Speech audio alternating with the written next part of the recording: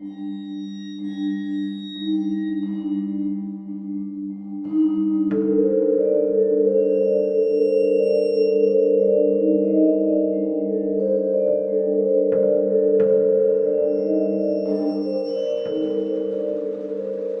hello, and welcome to Al Dente Rigamortis. I'm Review Cultist. I'm Mikey. The E stands for evil. I'm the gamer in yellow.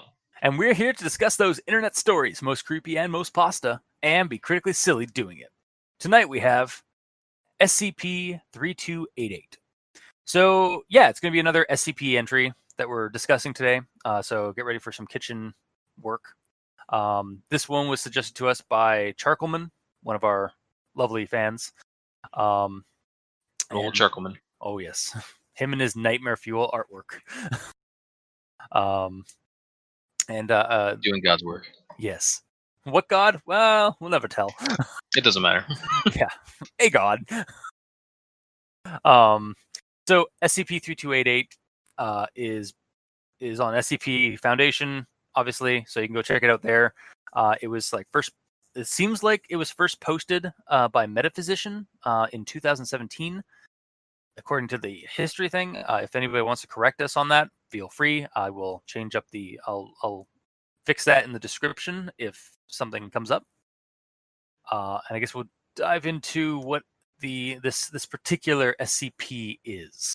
So 3288 is a Keter class, which I think it was removed from a Euclid class, according to the object class on the book, or in the on its article. The safety containment procedure for it is basically there's no population, or it's like a population no less than 20 nor greater than 30 individuals is to be maintained at a human containment site 282. And like any further ones are to be terminated because they run the risk of entering or triggering a SK class dominance shift scenario. So basically a doomsday scenario where they just wipe out the human race. So it seems pretty bad.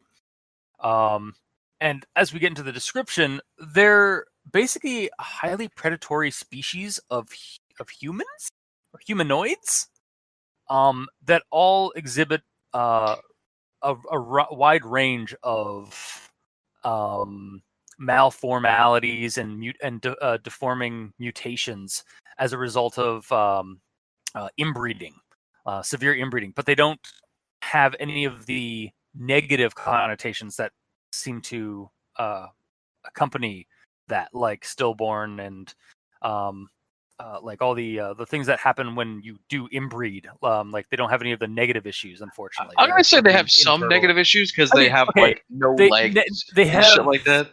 Yeah, there are some negative issues, but I mean, like, or in just terms being of disgusting. The negative things that I mean that are negated are basically the things that usually stop like those malformed individuals from like continuing to breed and continue on in existence. Mm-hmm. They still get all the other like weird mutations and malformalities that associate with that kind of thing, but unfortunately they even have like a high infant rate and like basically a high breeding rate as a result of not having any of the problematic things or the Yep. Yeah. Anyway, the Foundation became aware of it when investigating reports of missing peoples in Vienna back in the 80s. And through an investigation, I'm not going to go into like full details because there's quite a debriefing of this one. But basically, they were investigating missing peoples, like a high number of missing peoples in Vienna, and they discovered these subterranean humanoids that were coming up to the surface and picking off people that wouldn't be missed necessarily. And when they investigated the layer of these things, they discovered basically an underground version of the Palace of Vienna for the Habsburgs, and basically like a population of like hundreds of these like subterranean humanoid monstrosities. that were all like parading around like nobility. And after a brief confrontation, they managed to wipe most of them out and contained a handful of them, including their alpha species, or their alpha individual, the leader. And they were also able to acquire documents and other artifacts from this site before burying it in cement and locking the survivors away at that human site 288. 282. So then we go into we got some interviews of the alpha, and basically it's like a deluded, it's got a delusion of like nobility and grandeur. So like the interviewee had to use like certain like terminology to. He referred to himself as a king. So yeah, like, you're nobility as well. Yeah. He like the interviewee used himself as like, I'm king.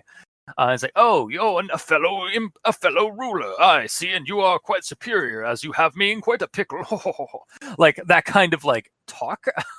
Though it was in like kind of a socialite dialect of German or Austrian that this creature was using. And so yeah, basically they discovered that these things had been living down there for like since the early Habsburg eras, like 1700s, and have been just living down there and picking off the people for food. And then we get excerpts from the Journal of Leopold I, which basically kind of shows the decline, or the rise, I guess, of these creatures and the decline of this part of the Habsburg family line, as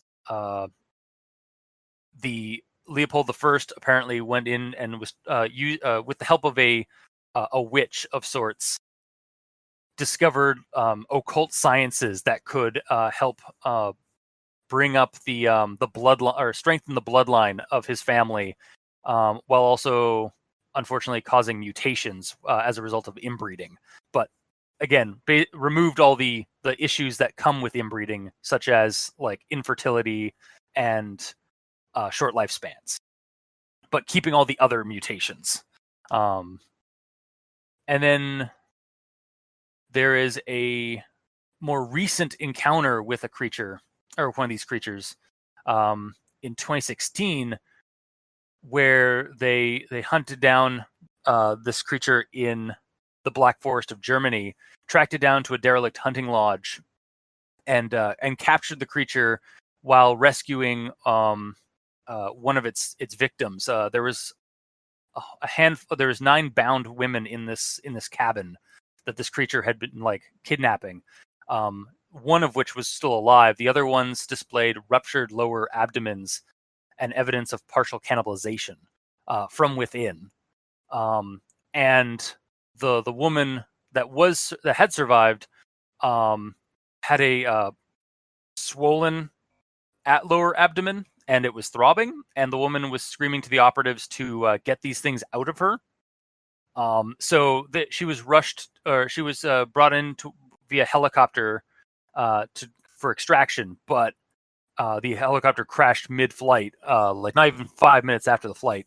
And out of the remains that they found at the wreckage, there were 4 fetuses discovered, and they exhibited the same kind of mutations as SCP-3288. So that's pleasant. Moving right along to SCP, the next SCP entry or interview, which was with SCP-3288-6971, which basically just kind of confirmed what some of the documents they had recovered had suggested, that there were more of these like vaulted underground hives of these creatures, and that they were the SCP Foundation needs to like hunt them down. That's about the gist of this SCP entry. If you want to know more about it and read the thorough debriefing details, I advise you to go to SCP Foundation and check out SCP-3288. Cool? Sound good, guys? I mean, we don't need to do it. We've already read it. Yeah. That wasn't for you. Oh, okay. Grammar Inquisitions, we don't really have one, right? Yep. I do. You do? Yeah. Okay. All right, grammar in yellow. Yeah, Then, I guess. weird guy. Then go ahead. I don't care. Yeah, fuck it, I don't care. So right at the get-go, says an SCP-3288 population, no less than 20 nor greater than 30 individuals, is to be maintained at the humanoid containment site 282. Yeah. When I read that, it sounded kind of off. I had to read it a few times. Reading it out loud, I kind of punctuated it enough that it sounded right, but just reading it in my head, it sounded weird. Okay. What I suggest doing is like an SCP-3288 population of no less than 20 or 30, because just going population straight to no less felt weird. Or go no less than 20 or no less than 20 nor greater than 30 SCP-3288 individuals are to be maintained at humanoid containment site 282. Gotcha. Yeah. Just if it like completely rewrite it a little bit because it just felt off. Just for like better clarity. Yeah, basically. Okay. And this next part is a little contradictory to what it said. It says, or at least the way I read it anyways, behavioral studies that require SCP-3288 to SC-3288 contact are to be conducted with the utmost caution. SCP-3288 are to be terminated where encountered and disposed of per hazardous waste protocols. So Okay. those two sentences kind of sounds like, so if anyone finds if anyone finds 3288, they're like supposed to just terminate it immediately and dispose of it. Yet there's still instances where people would want tests, but even though the rules are to kill them immediately. So the way I kind of inferred that was they're still studying the ones they've captured because those are the original ones that they were able to they kept alive for study because this is a brand new species kind of thing. And then the other sentence is basically any SCP-3288s in the wild are to be terminated because they risk the issue of NSK class dominance shift. Yes, but hence my note here, and hence my rewriting. Sorry. Okay. Like behavioral studies that require 3288 to 3288 contact are to be conducted with the utmost caution. All other 3288 that are encountered are to be terminated and disposed of. So that's saying like, okay, there's some that are alive, but if you encounter any more, they are to be killed. Because the way it sounds like all 3288s are to be terminated, like including the ones being studied. I get it. It's a little semantic, but yeah, okay, fair enough. Yeah. Like some clarity, I guess, could help get rid of that semantics. But that's all I got. Okay. And I guess we'll go on to the actual thoughts and kitchen segment of our episode. So if you'd just like to come over to us with to this segment of the podcast room or the podcast space, to our kitchen where we have a vast variety of ingredients. And for those of you who don't know what we're talking about with the kitchen segment, basically for SCPs, since there's not much of a sometimes with most of the time with SCPs, it's a lot of fodder for like doing stories or even like game scenarios if you're into the art like tabletop RPG stuff, like I am, and also a lot of the time there isn't a whole lot of actual story. It's just that this is the creature described. We have him. Yeah. That's it. So that's where the kitchen comes in. Yeah, exactly. So, going to start off here actually with a quote from I'm not going to go into the full details of it, but this is from the description. And so it's talking about like how SCP-3288 designates a high predatory species or subspecies genus of Homo. The creature displays a number of abnormal characteristics and behaviors that distinguish them from the baseline species. Most common deviations include acute hyperdontia, gross mandibular prognathism, Bueller. Damn it. Sorry. Fluctuating facial asymmetry. Dolichostenomalia of the arms.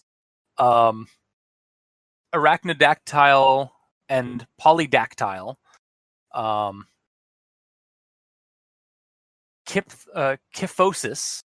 Abnormal muscle strength despite having the appearance of severe emaciation. Albinism. Superior low light vision and heterochromia iridum. A reliance on both bipedal and quadrupedal locomotion. Okay, so basically it goes down a huge number of very scientific words that are basically like more malformalities that happen from inbreeding and incest and disfigurements. And my comment really is just, as I was reading it, I was like, so and each one of these, like if you're like me and you're like acute hyperdontia and macrodontia, there are little hyperlinks at the end of each of these words that helps explain exactly what these words are, which I thought was extremely helpful. Yeah. Like they give you, and like, yeah, it was just so like, oh my god, thank you. I don't have to Google all of these words. We'd be here all day. Yeah. So, and then like, okay, so some of the other like the less, some of the, as the list goes down, we start getting to this, like acute photophobia. Direct exposure to sunlight will result in both physical and psychological damage. Mental instability, primarily characterized by delusions of grandeur and malignant narcissism, and an addiction to human flesh that takes on biological and psychological components. And so when I read this part, I was like, so this SCP is basically the Shadowrun Ghoul virus, in a way. Or you could even take it as the necrophage ghouls, like the Ghoul virus or the Ghoul mutation or genetics in the Call of Cthulhu and Delta Green tabletop RPG. I don't think ghouls in anything are as like disfigured as these are. No, you haven't. I haven't thrown you guys like certain things in our Cthulhu games and in our Shadowrun games. Like Shadowrun ghouls, this is fairly like, this is, if you read some of the details on some of the other ghoul subspecies that have stemmed from the or the different ghoul strains that have stemmed from like the ghoul virus, there are some really weird and screwed up mutations that happen. Also, ghouls in Cthulhu are very much like malformed, like kind of bipedal, but they can also go on all fours, kind of thing.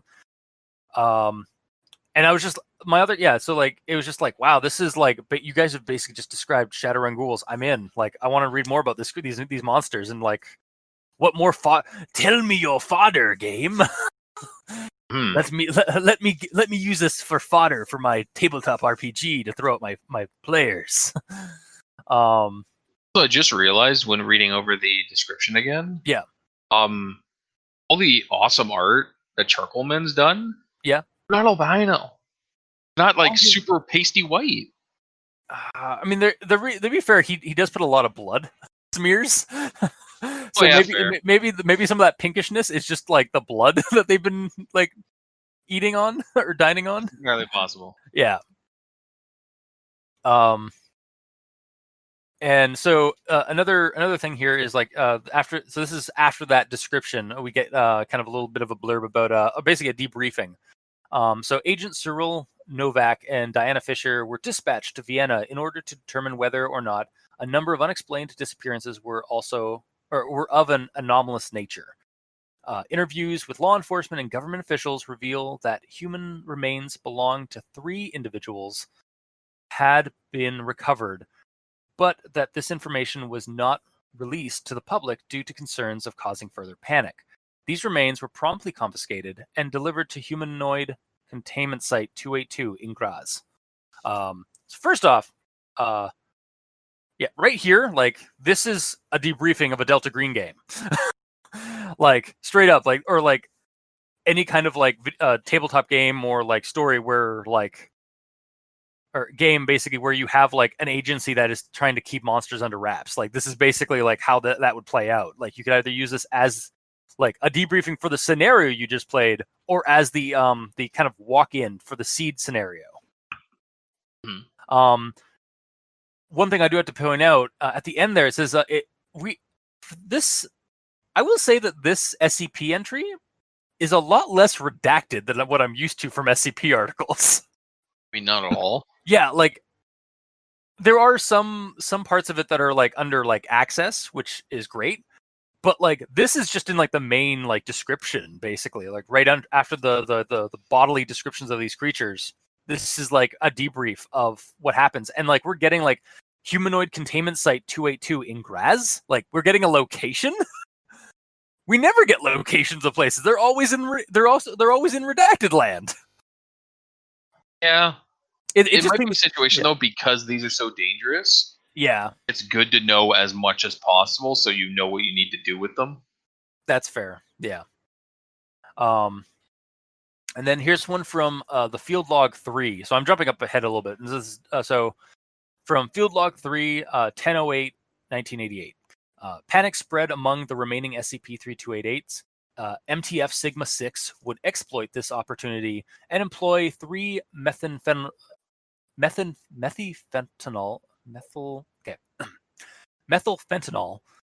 to render the SCP-3288 unconscious. While the arrival of reinforcements, the survivors were secured and contained at Humanoid Containment Site 282. The sheer size of SCP-3288 Alpha necessitated the use of a specialized crane and the creation of a shaft directly connecting SCP-3288-1, which is the home base or home layer of these creatures, to the surface. Following the removal of SCP-3288 Alpha, as well as all relevant documents and objects, SCP-3288-1 was filled with cement and reburied. And so I was reading this whole thing, like this whole part of it, and I was like, okay, yeah, this is definitely Delta Green, because this is basically kind of like a subterranean underground dweller ghoul version of the raid on Innsmouth, which is elaborated on sort of in Lovecraft's Shadow over Innsmouth, but is very much kind of elaborated on in the early Delta Green material. From there, so we're basically like all the half hybrid fishmen of Innsmouth were the whole town was raided by the military, and the survivors of the hybrid survivors of the town were basically sent to POW camps or like restricted camps across America, and the entire town of Innsmouth was like demolished or condemned and like wiped off the map. So this is very much kind of like I was getting those kind of vibes. It's just like I could just basically take the raid on Innsmouth and just replace it with these creatures by using like Ghoul stats, borrow stuff from this and borrow stuff from that, and like it might be an interesting take for this if you're going to make this gameable. And so my next one is from the excerpts of the Journal of Leopold I when he's talking about delving into like the occult sciences and like the darker things, and he meets this woman who is of a almost beguiling beauty, and she is older than she appears, for she speaks with experience of 100 lifetimes on subjects I had only just begun to grasp. She is a creature of the wild, a living embodiment of all that is pagan. I am a stranger in her world, and I am afraid. So I read this, like these journal entries, and like as soon as we came up with as soon as it came up with this this woman that begins teaching Leopold about like the occult sciences and alchemy and such, I was reminded of a little monster that Caleb Stokes from RPPR wrote for a horror scenario called The Wives of March. And that creature is called the Companions. It's basically a couple that have been around since the dawn of time because they keep getting brutally resurrected over and over again. And every time, to the point where, because of their backstory or like their history and this like traumatizing, like painful resurrections that they suffer from their their affliction, they've gone insane, and they just want to wipe out humanity, and they hate each other, but they're bound to each other because every time that he goes and bunks up with another person, the offspring is always her. And whenever she goes and bunks up with somebody, she always gives birth to he. Like, basically the male and female counterparts like are inseparable, despite the fact that they hate each other because of their long, like, undying history. And every time that like the two counterparts like bunk up with each other, they end up kind of bringing in the dark monster that gave them this curse in the first place. And so their whole, like, the mythos scheme of that they have going is that they're all across the world, across history, basically plotting the demise of humanity, because their goal is that when the human population is just him and her, they're going to like do a mass ritual to like wipe each other out, and then they'll finally be free of their curse. So I was kind of getting some vibes of this, like the woman that's described in this story. I was almost getting vibes of like, oh god, it's her from the Companions. And like I could almost see like doing a spin-off scenario of the Companions mythos, where this whole like these like subterranean underground dweller like mutations and stuff are just kind of like were a like a side experiment that the Companions have been doing to wipe out humanity sooner. So just kind of an idea that came from like my kind of cross pollination with like other game scenarios. Again, like how I did with like the Raid on Innsmouth. I saw the Raid on Innsmouth with this. I also now see like implementing the Companions entity as like kind of like the puppeteers of this whole scheme. Or I don't understand why the Companions, like, why their goal is to just kill everyone. How is that going to stop their curse? You need to read their backstory. It's a little fucked up. But basically they just want to end it, and they figure that the only way to end it is to bring their ancient the alien god that like gave them this curse in the first place back into our world. And so it's also because they've been driven insane. It sounds like they can bring that creature into the world just by boning each other. Bone each other, then but we got this with the problem is like the problem is other agencies have kind of shown up in history and like put them down. So now they've learned to be like more secretive about it. So they're kind of like trying to like kill us in covertly. All right, fair enough. Yeah. Check out No Security by Caleb Stokes if you'd like to learn more about the Companions and the horror and insanity that they bring.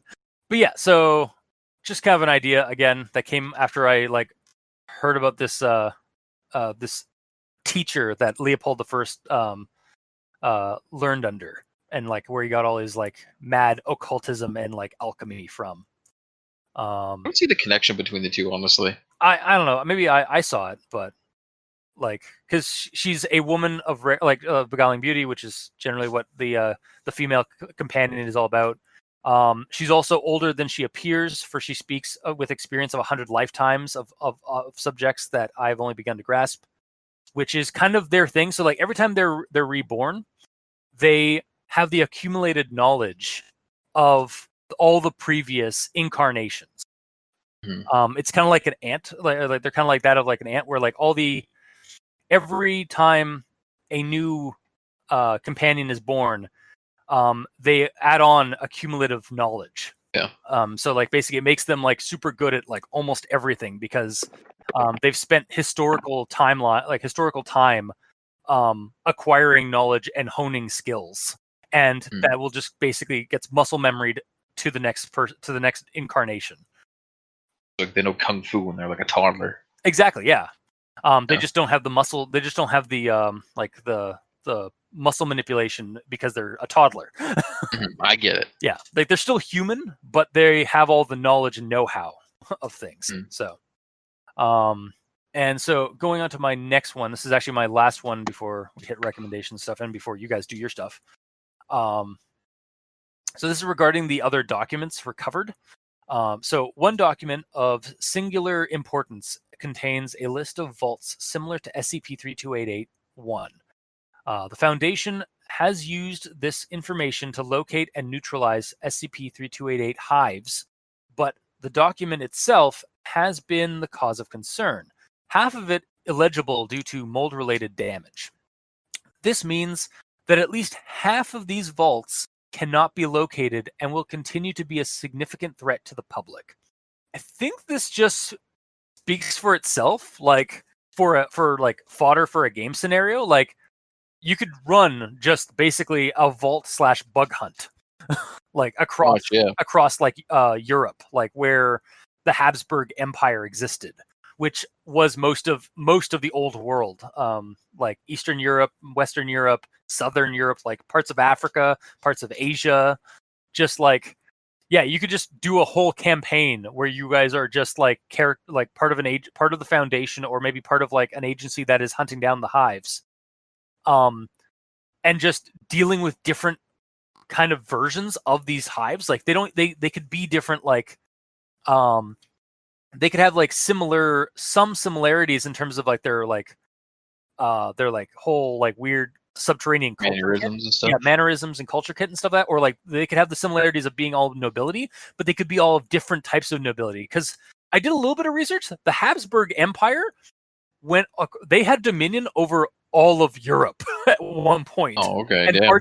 And parts of Asia and parts of Africa. Like it was a pretty big empire. So yeah, you could basically have like noble, like kind of, you could use like different like kind of nobility traits and stuff from different like parts of the world. And they could like maybe not all of the vaults or like these hive cities that they have underground are the same. Like maybe they are like more elaborate, or they're more simplistic than the ones that we've already seen in this story or this entry. So you could have a lot of fun with that, I feel. Yeah, the more I read, the more I wanted to use this as fodder for that, as well as like the companions for Shadowrun, with like do like a setup of like maybe not even like in the Shadowrun setting, but using the Ghoul stats and stuff like that from Shadowrun, where you're just hunting down these like Ghoul hives. Another idea is to run kind of like a pre-Shadowrun game, either using limited Shadowrun rules or like a modern horror setting like Delta Green or something like that, and use the Ghoul virus. Like maybe it was one of the first things to kind of like pop up in the 5th world rather than the 6th world. So when magic started returning, so like you could take this and use that as like kind of the baseline for like a game like that, where you're trekking across the world hunting down these genocidal Ghoul monsters. Yeah, so basically that's kind of what I was able to mine from this game. Either do it like by official means, like you're a SWAT team basically going in SNTF style. Yeah. Or do it like there's so many hives out there that they've outsourced to mercenaries. So like, you have like a paramilitary group. Yeah. Yeah, or like, oh, can you imagine, like, or like, heck, if you want to even run it like without like no one ahead of time having the knowledge, but you're just like a bunch of like city police investigating a slew of disappearances, and you're just cops that stumble upon this. Yeah, that'd be a problem. Or even worse, you're sewer workers that stumble upon one of the tunnels. Yeah. Like, I feel like that could be really interesting, like, because it throws you, like, it adds to that horror angle of it, where it just completely tosses you in to that whole setting. So, yeah. Mikey, what did you glean from this SCP? What do you bring to the table for your culinary pasta or creepypasta? Well, the thing that I had trouble with was visualizing the monsters. So I took some time to figure it out. Okay. Because SCP-3288 has teeth approximately 6 times the size of normal adult teeth. And they have disfiguring genetic disorder where the lower jaw outgrows the upper resulting in an extended chin and a crossbite. So, looked up basically what is the average length of a human tooth. So, the average length is between 16 millimeters and 26 millimeters. So multiply that by 6, and you have between 9.6 millimeters to 15 or 9.6 centimeters. I was gonna say that shouldn't be going smaller there. Yeah, 96 millimeters to 156 millimeters. So Yeah, I mean, it's a monster though. Like it's it's some kind of like weird genetic mutation. yeah. kind of So coincides with my first note too, where I thought it's kind of ridiculous. yeah, Please so continue. basically, if you on the high end, if you have the say 15.5 centimeters per tooth, that's They're over human teeth still, yeah, they're still human teeth, but a and huge block. to have your teeth clenched, that's about the length of a ruler. It is. That is your jaw. Oh my god! Damn. So to me, that seemed a little ridiculous, considering these are mutated from humans. Using occult sciences, so Yeah. supernatural sciences. I don't think he's getting across. I don't think he's trying to get across that it's silly that it's possible. I think he means it's silly to look at. I'd still be fucking terrified if that thing was coming at me. I know it's that same old story. Like we've gone over that sort of thing We've said, before. Like the way it was described, it sounded like it's a Looney Tunes character, like some character with a huge underbite going like with like huge teeth. Yeah. Like when a Looney Tunes character gets hit in the head and his teeth all fall out a little bit, and it's like a freaking like someone's playing a freaking piano on his teeth. Like he's got huge teeth like that. I guess. I don't know, like you guys are thinking like it's like you guys are envisioning them as Looney Tune characters. I'm envisioning it as like in like flesh and blood, and that is like creepy as hell. Yeah. Well, I'm trying to envision flesh and blood, but the thing with that huge of a jaw, like, can they even open their mouth with how big their teeth are? Life finds a way.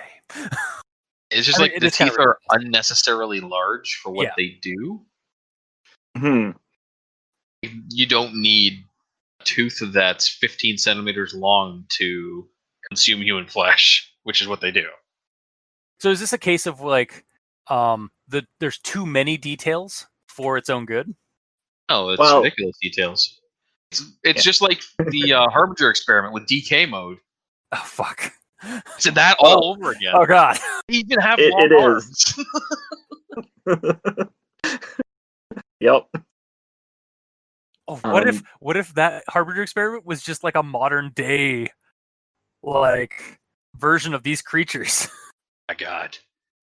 It's just in the future because they keep some of them alive to test them, and that's what it becomes. Yeah, the Harbinger experiment's actually just an SCP like test site. I can see it.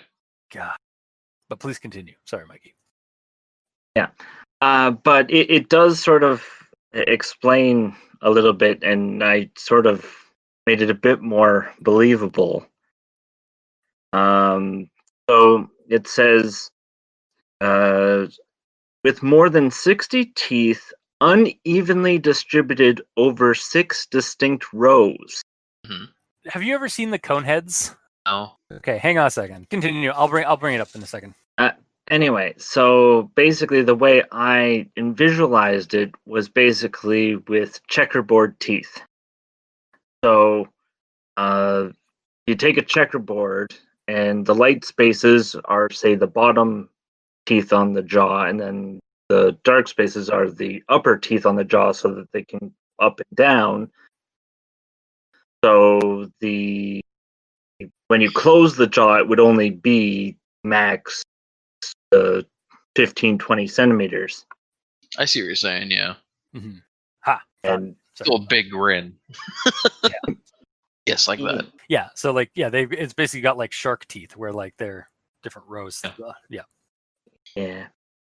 Well, I like my checkerboard explanation better. That's fair.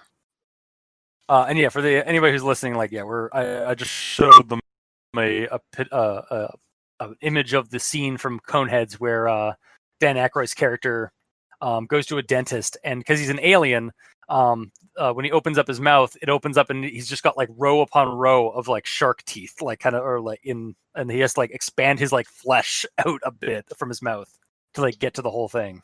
Yeah, I didn't know that was a thing. Yep. Never seen that movie. It's a good movie. It's a comedy because it originated as an SNL skit. But the alien physiology and culture of that movie is like kind of funny and a little creepy. I could tell. But yeah, sorry. Oh yeah, and also reading the footnotes and whatnot, I ended up on DK mode for Yeah. because they're albino, long-armed, hunched back, with unevenly distributed checkerboard teeth with aversion to the sun. That's basically the description that I got after figuring out all the footnotes and whatnot. Yeah. It's actually a lot of descriptors. And all the descriptors are common things. Well, but yeah, I don't know there's like various things. Yeah. Yeah, I don't know if the common list is like every single one has at least all of this plus potentially other shit. No, I think, or it's like these are like you might have one or two of these features. yeah, no, I think it was like, I think it said like they're like each one, like they have like a variable version of these from the list. So I think it's like that there are like, it's not like they're not like clones of each other or copies of each other in terms of like they're like all the same like stuff. It's like, because like that's not how mutations work in like deformities and malformalities. It's like usually like kind of just a hodgepodge of different like malformalities. Maybe I might have to go into grammar a little bit then. Oh, no. Maybe this section should be laid out a little different because all of them are scared of sunlight. Sun hurts it. They're all mentally unstable and they all eat flesh. But if all the other things are roll a dice and that's what your mutation table is. Exactly. Yeah. It sounds like some of them are always a thing. Yeah, they're probably all albino because they all live underground. They never see sun. Yeah, they all have low light. They all have a photophobia. They all have yeah, so there's a bunch of stuff that they have that are staples, and then there's a bunch that are like various degrees of this. Yeah, but because it wasn't sectioned out, I kind of imagined that they have all of these things. Like, yeah, they all have at least these things with potentially their own unique deviations on top of them. Fair.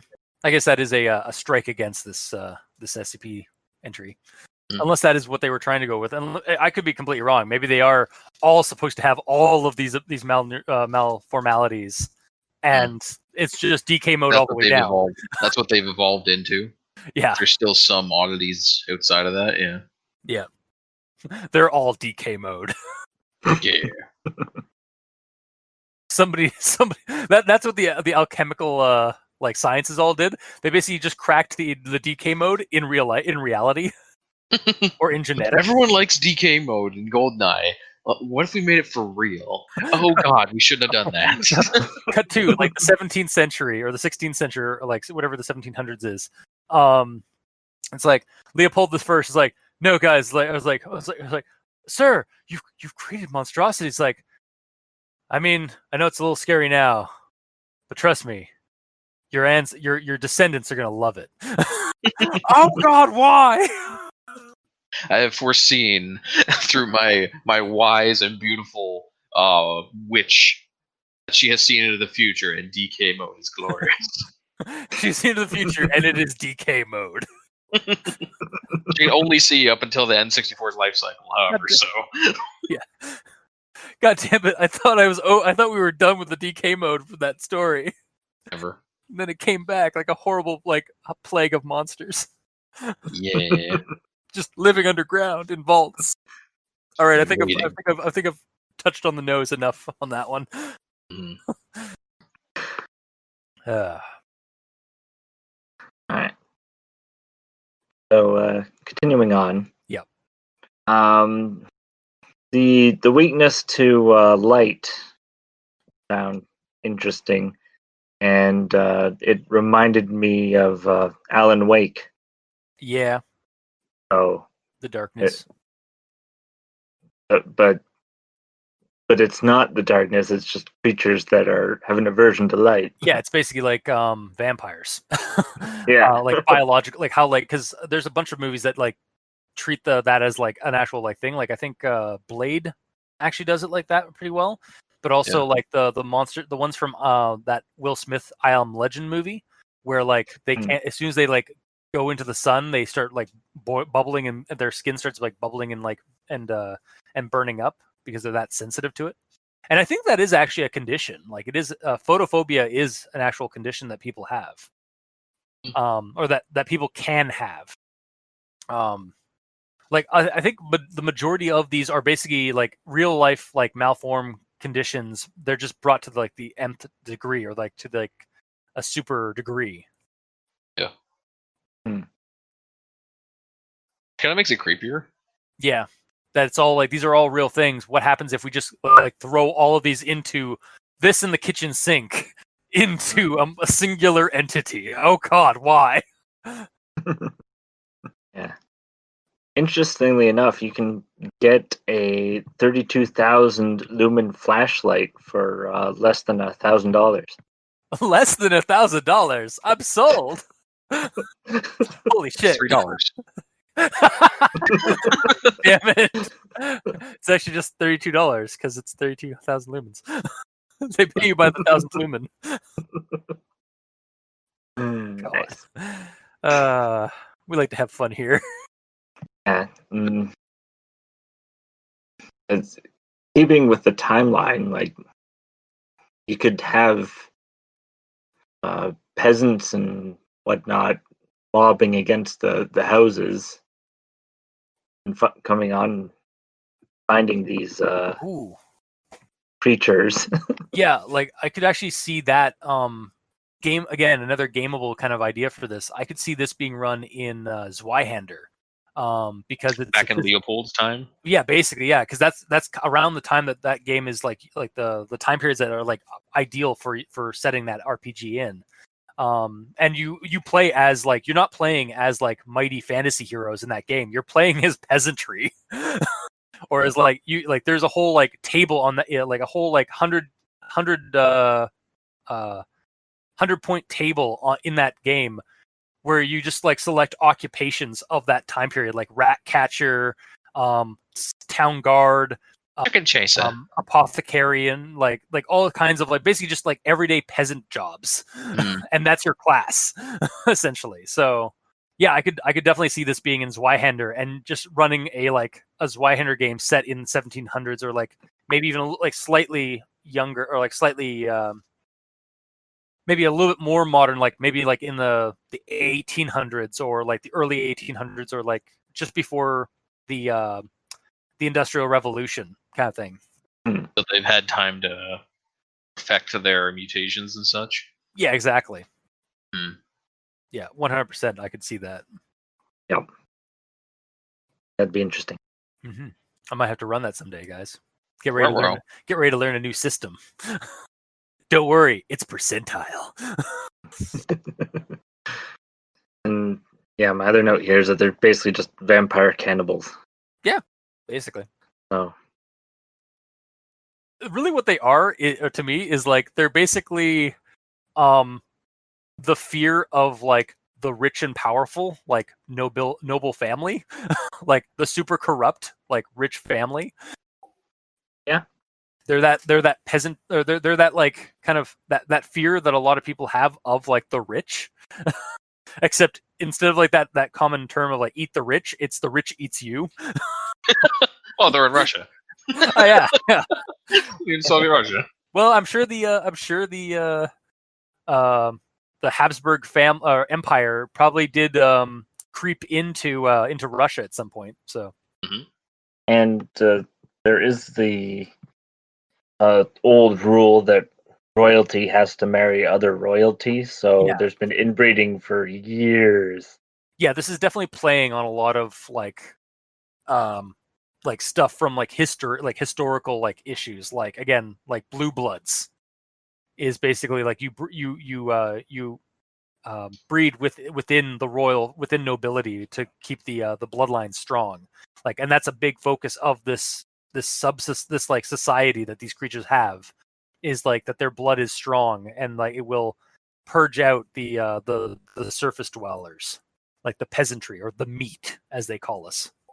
Yeah, no, it's very much like monster making, or like monsterifying or demonizing, like the old rich nobility, because like look what they've done to themselves. Yep. Oh, yeah, that's about all I have.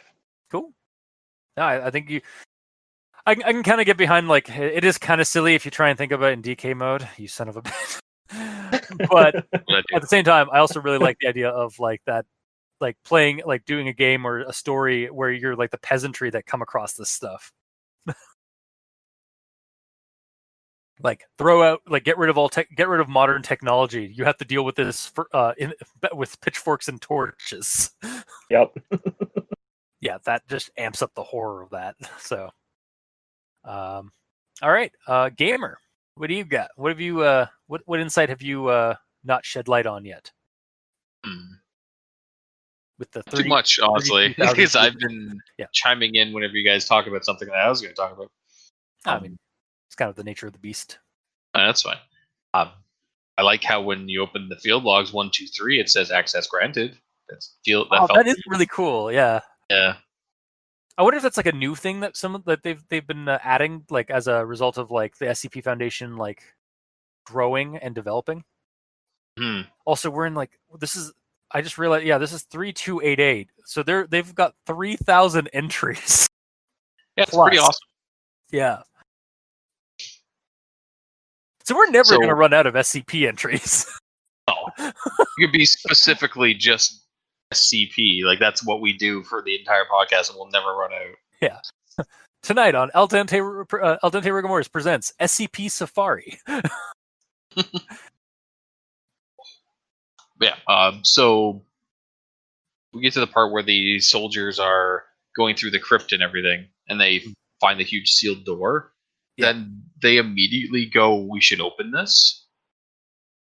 I don't know what made them think that they should do that, because their whole idea was they were going down there to try to locate the SCPs and get them out. But like, if it's a huge sealed door and it doesn't look like it's opened in centuries, opening it could just make things worse. See, I thought it was that. Being said, okay, it wasn't explained that it hasn't been opened in centuries. So if it explained that there's this huge door that's sealed, but it looks like it was opened very recently, then okay, they probably went there. Yeah, but it doesn't go into that detail. Yeah, because I thought I read that like it couldn't be opened from like their side, but it could be opened from the other side. So like that's why the creatures were how they were coming in and out. Like they were basically opening it up, leaving it open until they came back, and then closing it again. Yep. And that, when I get through and read everything, that's what came of it. But it didn't really, from the get-go, I didn't envision a door that's been actively used. I envisioned like they're in a crypt. I envisioned a door that's covered in cobwebs that's never been opened in like years. When we got into that crypt, I kind of like thought that like the sarcophagus, like okay, so we're dealing with like liches or like creatures that like literally like cannibalistic vampires, because they've got crypts, and then like they open up the crypts and it's just like these horrible malformed like skeleton babies. I was like, oh, okay, this is not it. All right. And then we got this door. Yeah. The door, it literally just says at the far end of the crypt was a vault door composed of bronze with no apparent means of access and seemingly impenetrable without proper equipment. The door displays the house of Habsburg coat of arms and was engraved with the word blah blah blah blah blah, but it doesn't go on to explain anything about its current condition. Oh, okay. So that's why I just I'm like, okay, the entire crypt is all crypt-like and never touched. So I'm assuming this is crypt-like and never touched. So why would they open it? Yeah. Yeah, that's. I guess, So- yeah, they could use a little bit extra detail there. Yeah, I guess that's sort of a grammar-related thing. I don't know. I'd call it. I mean, yeah, it could be either or. Like, Yeah. sort of there's some shoddy debriefing. You're poking holes into the debrief. Yeah, like with how technical all this is and how heavily detailed the descriptions are on the monsters, and yet this key scene is kind of glossed over a little bit. Like, there's a door, we can't open it. We're gonna wait until they get here to open it, and that's about it. I mean, it's described that it's bronze and it has the coat of arms on it and it has words on it and everything. I just would like a little more description. That's fair. And I mean, like to your point, like I don't know why this was mentioned. It's like, I mean, it could just be that the writer like just didn't think about it. Oh, it's entirely possible. Yeah. I mean, this thing, like that's kind of like what I see. Like they're constantly getting edited and like added onto. So maybe sometime down the road, somebody will like decide to like add that that extra bit of information if nudged. Wink, wink, nudge, nudge. There, gamer. You should maybe go on the SCP Foundation and like, hey guys, can you change this? Or you can add a little bit more detail here. Edit this myself. Yeah. And then we lose Gamer in Yellow to the SCP Foundation. Yeah, I'm like, okay, now SCP-1. Let's read it and go over it. Okay, that needs to be changed. SCP-2. Go over everything. Yeah. Just gone. And then Gamer in Yellow became an SCP. The Grammar in Yellow. Yes. Now I want to make you now I want to make that a document. Just. Well, at least have a title card idea. Yeah, I'm just gonna make like an SCP like article kind of thing, and just have like the Grammar in Yellow, like, but it's like it's just all redacted all the way down. Wow. But anyway, moving on. Yeah. To the third log with the soldiers inside the crypt now, or inside the bronze door, past that, and up to this point, I thought the creatures were like more, like it says at the start that they're predatory and stuff like that, and because they were like taking people and disemboweling them and not like leaving their bodies and shit, I was thinking that they were going to be way more animalistic and quote unquote traditional monster like, where they just show up, eat, and bail, you know, Yeah. kind of like an actual animal, you know. But then they're like, oh shit, we hear something, we should go hide. I'm like, oh crap, there's gonna be a horde of monsters coming in. And then there's like children with trumpets and that dude holding a banner. Yeah. Like, oh, what is this? It's a blood feast. It's a blood court, basically. Yeah. It kind of threw me for a loop because I was expecting the complete opposite. Yeah. Expecting like pure animalistic creatures and it's like nobility. Yeah, mutated, horrible nobility that are just like, ooh, I would love a cauldron full of live, squirming, deformed babies. Oh, just it's so terrible. Like, that's so fucking creepy. Like,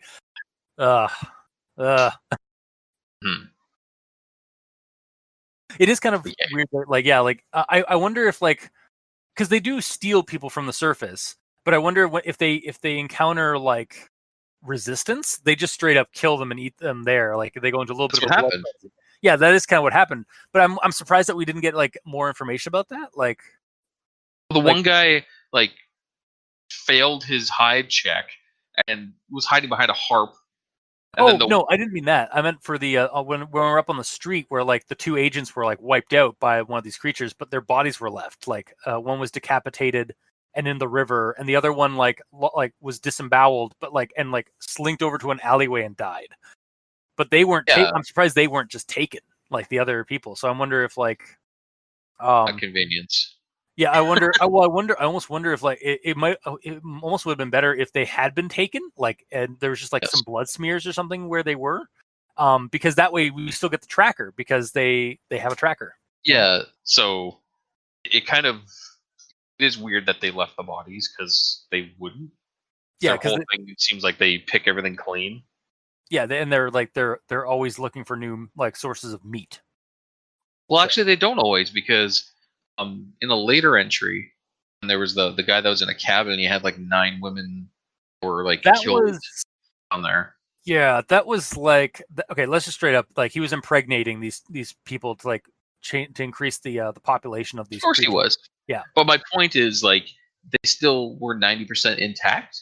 Yeah, well, because they was like, I think that actually kind of delves into like an idea that like there's different kind of like culture kits or like different kind of like methods that each vault has or like each hive has. Like the ones that were in Vienna were all about basically like the food and banquet and stuff like that. Whereas the one in the Black Forest in Germany, it was more like one of those wasps or spider wasps that will like basically inject their babies into its prey. Yeah, pretty So much. Yeah. it was like basically there's different like methods or insanities and tactics that each of these hives seem to employ. Yeah. Just depending One on of the forest was just about like procreation. yeah, exactly. Like there's because and that one was also the one that introduced that there was a queen. Like whereas like the yeah like it might just depend on like who's running the show kind of thing. For sure. And yeah, the whole scene with the forest was gruesome to think about. Like, Yeah. babies were essentially they chest bursted after Yeah. the womb. No, yeah, it's straight up like it was. I was definitely getting some like flashbacks to Dead Space, where you go into like the maternity ward of the space station, and there's just like zombie babies or zombie alien babies. Oh, jeez. Yeah, it's not pleasant. Doesn't sound pleasant at all. Yeah. But yeah, back to my original point. Sorry. Them being noble instead of them being animalistic. At the time, I thought it was kind of silly, but after like, I felt like I was one of the soldiers sitting there just watching this all unfold. So it was actually pretty immersive in that aspect. Yeah. The soldiers were also just sitting there because they couldn't really do anything. But yeah, the more I kind of watched it all unfold and saw the creatures, I got more into it. So it's not as silly. You got more. You got a Made little more bit more sense. creeped from that. Yeah, yeah. Because the easy way to do monsters is it's like a dark creature with red eyes and it acts like an animal. That's the Yeah. cheap way out. If you can put horror out there without doing any of those, then that's good on you. Like, can you just imagine like being one of like the team members who's like hiding behind the curtain and look out and see that 18, your buddy 18, like gets picked up by one of these creatures from behind the harpsichord and like by the head, and then just starts going down its gullet feet first, and like none of them are none of the other creatures are reacting because they're too deafened by their own cacophony of noise to hear the screaming that of this guy man. didn't do anything. He eventually did something. Yeah. No, he eventually did. Oh, But yeah. I mean, at the moment, he didn't struggle. It just sounded like he just sort of went stiff, and then So- okay.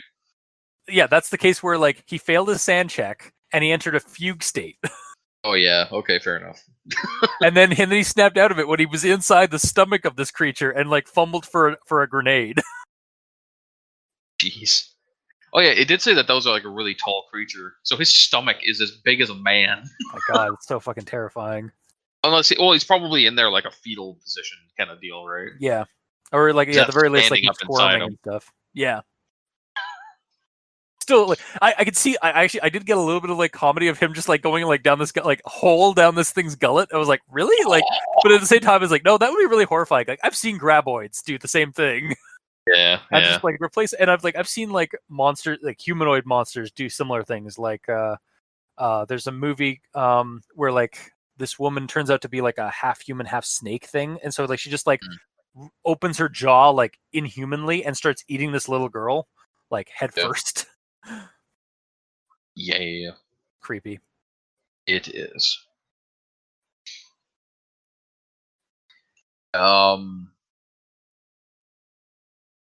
What else is there? I don't really have anything else written down. So I guess that's about the end of my notes. Yeah, I think we've covered the majority of like what happened in the story, and like what you could take from it. So I guess we'll go into actual thought, or not actual. I guess we'll go into final thoughts. Not to repeat ourselves. Yeah, guys, read this. I recommend it. Like I absolutely enjoyed reading this. Like there was no point where I was like paused or like distracted from outside like stimulus. Like I was just engaged into the story because I wanted to like the debriefings are really interesting.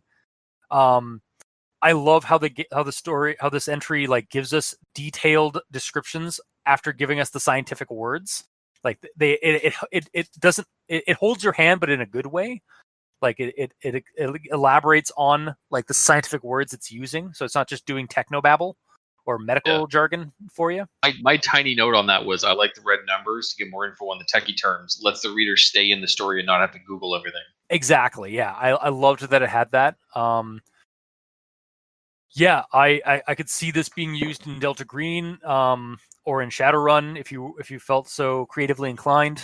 But there's also a ton of other games. Like again, Zweihander would be interesting if you wanted to do like a more like medieval version of it, like set it in the time period when these things were just starting to be like starting to gain like or like basically off the hop. Yeah, it's a cool little monster.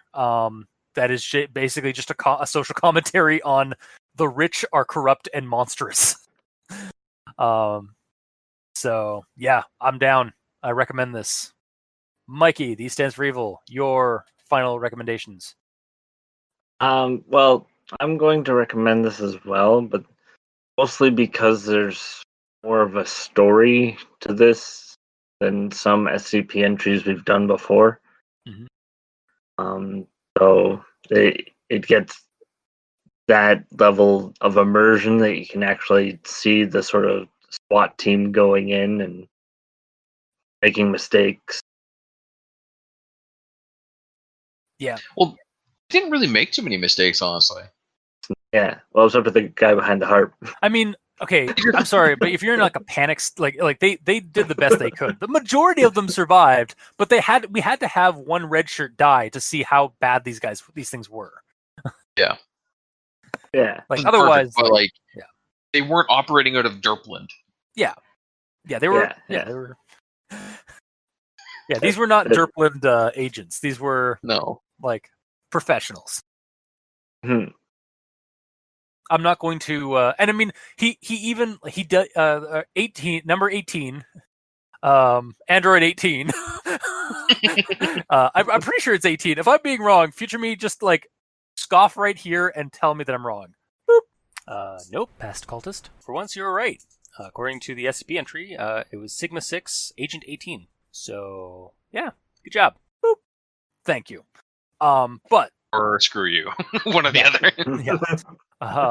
But yeah, this agent that got eaten did redeem himself by starting off the panic with an coup de grace the monster he was in and himself.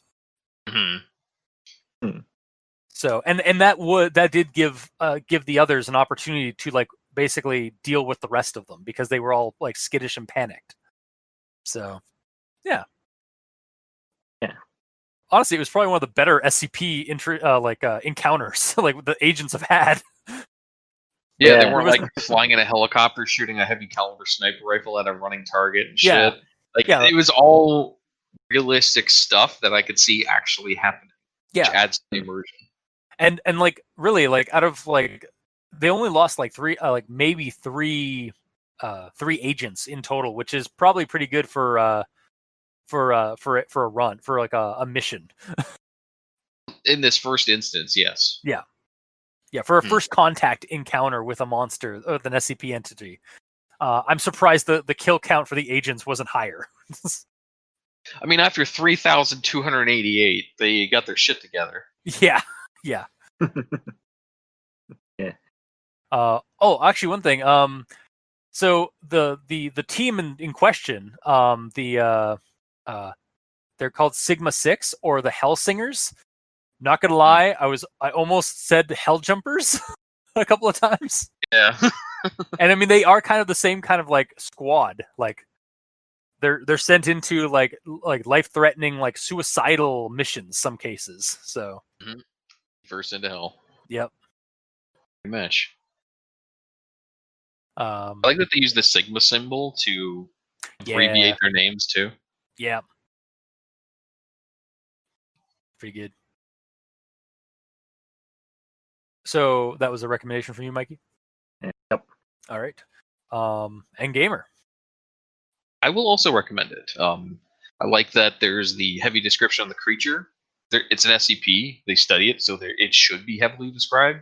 I shouldn't have to ask questions when all the information is there, unless the information is redacted, which it's not in this, as we talked about. Yeah. I like hearing the thought processes of the creatures and like why they do what they do and why they're expanding out to eat more than just their own.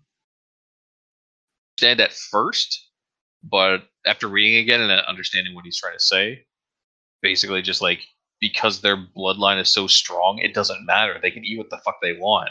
They're still gonna be strong. So they're making everyone one of them. Yeah, they basically see themselves as the superior species, and they don't even consider the rest of humanity the same thing. Like, Or meat. We're just meat to them. Like, we're just a food source. Like, it's very, very much a vampire culture. Like, we're just cattle to them. But yeah, I also liked just another thing I just remembered from the interviews. When I liked the side commentary we got, or like kind of like the side thing that like where like the interviewer would be like he's commentating on like the interview kind of thing. It's like he's like well, my name is King. I can't remember his name. Was it Molnar or something like that? It's them. Yeah. Do you have it up still? Bias Moser. Oh yeah. My name is King Moser. It's like, and then like there's a quick little comment. It's like I felt that it was necessary to keep up the lie to keep coaxing the delusion these creatures seem to have. Yes. Like, yeah, I liked those kind of little commentary things that they were added because it's like, again, it adds a little bit more character to the interviewer, and also like to the it makes sense. Like if I was like presenting this interview to like my superiors, I would definitely be commenting on things like that I did in the report. Be like, what the hell? This guy's not a king. What's wrong with him? I had to lie. It's like I had to lie for this. Like, I'm sorry. Like, and like I feel like the superiors were like, understood. like we get it. These things are really fucked up and weird. Yeah, that's what I like about this. The whole thing feels legit. Yeah. I mean, a lot of SCPs do, but some of them we read, there's sections that feel off, but there's really nothing off in this. Well, we did bring up before recording that like it looked like this one had been edited as recently as like 2 weeks ago. 4 days ago. Yeah, 4 days ago. Yeah. So it makes sense. Like that's again the thing about SCP like entries is they do get like looked at by thousands of people, and the people that are able to fix things, like they go in and fix like issues and grammar issues and stuff. But when you've got 3,000 plus articles, like you're gonna miss stuff. So, or you're not gonna see something. So yeah, no, it's this is definitely one of the more like well developed, I think, and there are a ton of well developed ones that we have covered and ones that we haven't covered, but this one is definitely a highlight. I think my only issue with this is the 15 centimeter tall teeth. Yeah. I was like, I did kind of get like, so he's Baraka. No, because Baraka has sharp teeth. That's true. Yeah, it's like basically it's Baraka if his teeth were like human teeth, not sharp. Baraka is a herbivore or an omnivore. Yeah, exactly. If Baraka was an omnivore. Yeah. God, I didn't even. Teeth are maybe like double the size. That's still a huge increase. Yeah. And it's okay because it gives that huge grin, but it's not ridiculously huge. Yeah. Well, and I didn't even get into the width of the teeth either, because they're 6 times the width as well, right? Unless it's just one way, because it's not described. Yeah. So they could still be thin. They could still be thin, but really long teeth. Yeah. So the elaboration is a little too much on the on their teeth. They went a little overboard with the sizing of the teeth on this one. In my opinion, if the teeth were smaller but still big, and maybe sharper, because like over centuries of eating just flesh, maybe they would evolve a little bit through their mutations to be sharper. Yeah. Because they're not omnivores anymore; they only eat flesh. Like I'm right now looking at Charcoalman's nightmare fuel story like images, because they're on like on if you Google this SCP 3288, you'll get a ton of like Google images that are by Charcoalman. Done so many, it's awesome. And I'm trying to see like those teeth don't look like they're 6 times the size of normal teeth, but they look like they'd work for. You mean the side shot? Yeah. Is that 6 times, you think? Of the one, like the Queen Monarchy kind of looking one? The side profile view with the sharp teeth and the tongue? Yeah. You see, those are also sharp. Yeah, that's very interesting. And then like maybe the other 2 guys, like the ones above that one, in our Discord, we have a couple of them. It's like the pompous looking dude with like the yellow teeth, like, or like the knight that's just like bubbling flesh over his like armor. Yeah, it looks awesome. Oh, it's so good, man. Charcoalman, you are awesome. Like, this is some straight up nightmare fuel. Yeah, see, those are long teeth and they're not sharp. Yeah. I don't think those are sharp. They look kind of flat. They're kind of jagged at best. Yeah. The ones I zoomed in a little bit. Yeah, they're more just jagged, like gnashing teeth. They're not like sharp teeth. Like, if that's the way they're meant to be explained, great. They don't come across that way because there's a lot of description in this, but it's not specific enough. Yeah. They're 6 times size, great, but are they also thin? You know, because if they're thin, it still looks cool and scary and not ridiculous. Yeah, because that's fucking. That's also that was terrifying. really the problem. Yeah, like because when there's too many teeth, that's also a problem. Like that's also very unnerving. So. Yes. Yeah. But overall, I really liked it. Again, the teeth description is basically the only thing I would change. I like the lore. It's basically a mix of Killing Floor lore with the Vault of Fallout and alien-like chest bursters. Oh my god! With a little bit of Left 4 Dead with the helicopter crash situation. Yeah. It's like a loading screen between levels. You know, I just realized it's now I want to run this. Damn it! It's Killing Floor set in Zweihander. Yeah. Like it's Killing Floor, but like set in the 1700s. Not like I want to run that Zweihander game now. Damn it! Pretty much, yeah. Because Leopold is the patriarch, and he's making all of these creations, for his own insane needs. And like, there's vaults all across his kingdom, his empire. Oh, like and it's just vaults of these like, and because like the nature of their breeding, like they're basically like clones because they basically just like bat clones because they can breed so fast. Like they can breed like it's like multiple like grown in just a number of months, I believe. Yeah, I thought it was weeks. The weeks or months. The gestation period, I think, was like 3 to 4 weeks. Maybe I read that wrong, but no, 2-3 weeks. You're right. Holy shit! Yeah, that's terrifying. That's a clone. that's like bat cloning. It says they're sexually mature 16 to 20 months. Yeah, so so basically you have all these like gestation period is 2 to 3 weeks. So that's the fetus out. Yeah, or the baby out. You know. Yeah, I think. My takeaway from this is that I want to run Zweihander and run like and have these be like the main threat.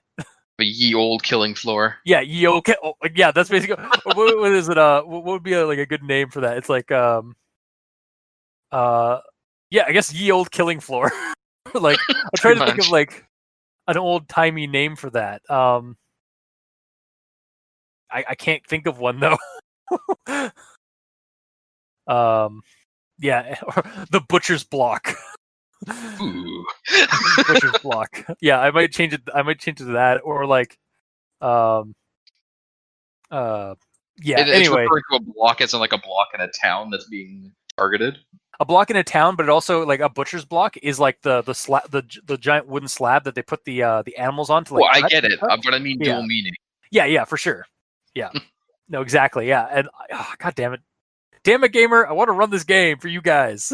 Welcome. This might be what I do I eventually run for Zweihander because I have the book. Yeah, of course I have the book. All right, so I think our takeaway is we recommend this.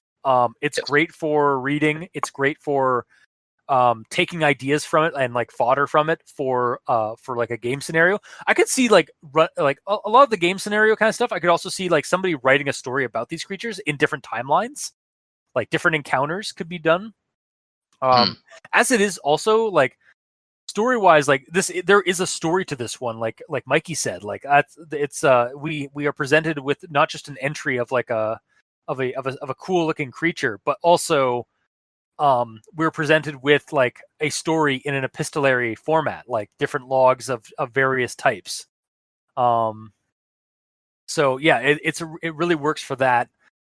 If you are of the RPG mindset and like to borrow from like SCP entries and stuff like that, 100%. This is a good like rich soil to take from.